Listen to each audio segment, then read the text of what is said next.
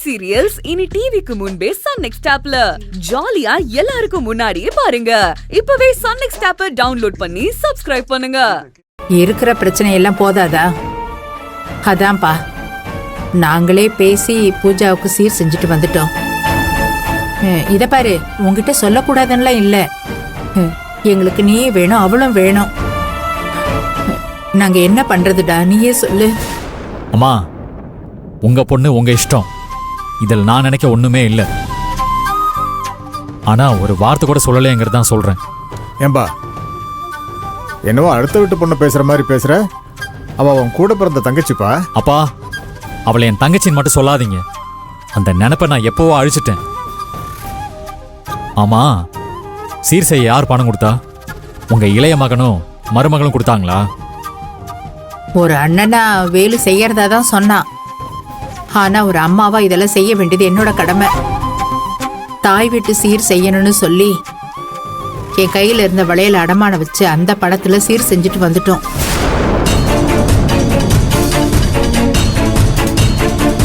என்னம்மா, உங்களுக்கு நான் அந்த அளவுக்கு வேண்டாதவனா ஆயிட்டேன்ல?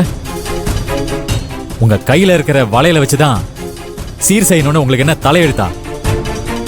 என்கிட்ட ஒரு வார்த்தை பணம் வேணும்னு கேட்டிருந்தா நான் கொடுத்துருக்க மாட்டேனா? ஏன் இப்படி எல்லாம் பண்ணி என்னை கஷ்டப்படுத்துறீங்க? அந்த அளவுக்கு நான் உங்களுக்கு ஆகாதவனா ஆயிட்டேன்ல? இல்லடா திரு, நாங்க தான் உன் பொண்டாட்டிக்கு வேண்டாதவங்க. என் பொண்ணுக்கு சீர் செய்யறதுக்கு உங்ககிட்ட பணம் கேட்டா அதெல்லாம் எதுக்கு வேண்டாம் நீ சொல்லிட்டேன்னா அதை எங்களால தாங்க முடியாது. ஏதோ எங்க கதை எங்களுடைய போகட்டும்டா. நீ எதுவும் தப்பா எடுத்துக்காதடா திரு.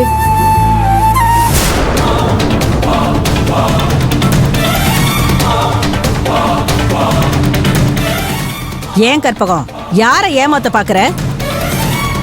வளையல அடமான வச்சு சீர் செஞ்சேன்னா இப்ப கையில போட்டிருக்கிற வளையல் இது யாரோடது?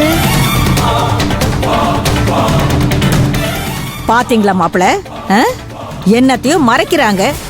அதான் நான் கேட்டதுக்கு பதில் வரல. எப்படி எல்லாம் பொய் சொல்லி நம்மள ஏமாத்துறாங்க பாருங்க. இங்க பாருங்க, உங்கள மாதிரி எல்லாரையும் ஏமாத்துவாங்கன்னு நினைக்காதீங்க. அத்தை கையில இருக்கிறது செல்வி போட்டு விட்ட வளையல். என்ன பாக்குறீங்க? வளையல அடமானம் வச்சுதான் சீர் செய்ய பணம் கொடுத்தோம். தெரிஞ்ச அடுத்த நிமிஷம் கொஞ்சம் கூட யோசிக்காம அவ போட்டிருந்த வளையல அத்தைக்கு மாட்டி விட்டா. இதுதான் செல்வி. உங்கள மாதிரி ஹோட்டலை புதுப்பிக்கிறேன்னு போய் சொல்லி கடை வாங்கி நகை வாங்குறவங்க இல்ல.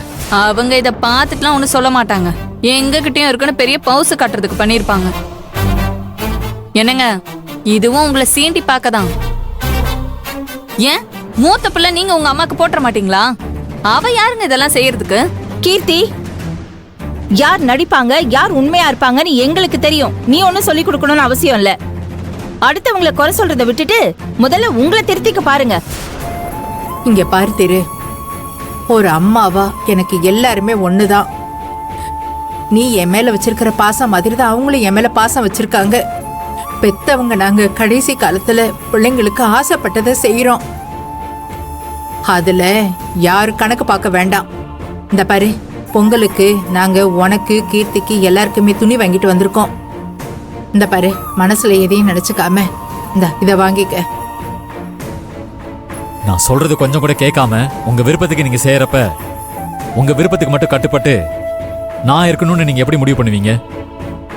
உங்களுக்கு தோன்றதை நீங்க செய்யுங்க, எனக்கு தோன்றதை நான் செய்யறேன்.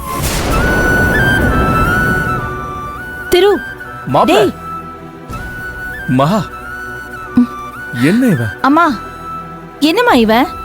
நம்ம ஆசையா வாங்கிட்டு வந்த துணிமணியை கையில கூட வாங்காம போறான். விடுமாகா, அதை இப்படி கூட தனியே என்னதான்னு பாப்போம்.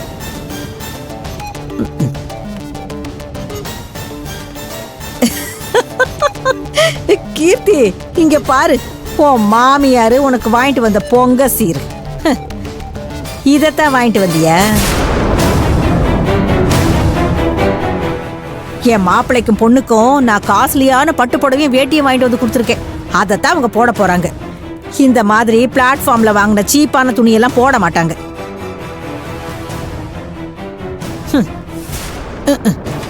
வாடி,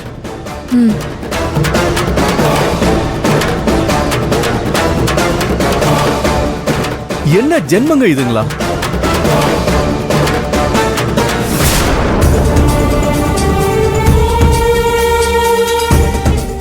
விடு கற்பகம், இல்லாதவங்களுக்கு தான் தர்ம தெரியும். புதுசா பணத்தை பார்க்கறாங்கல்ல, அவங்க அப்படிதான் இருப்பாங்க.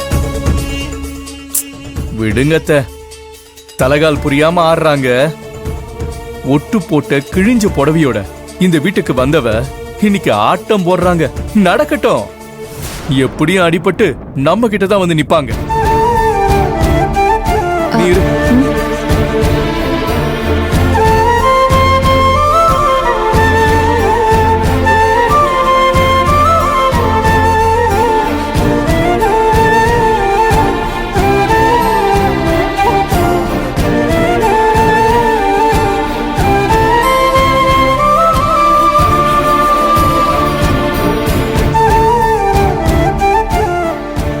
சரி, நீ வா.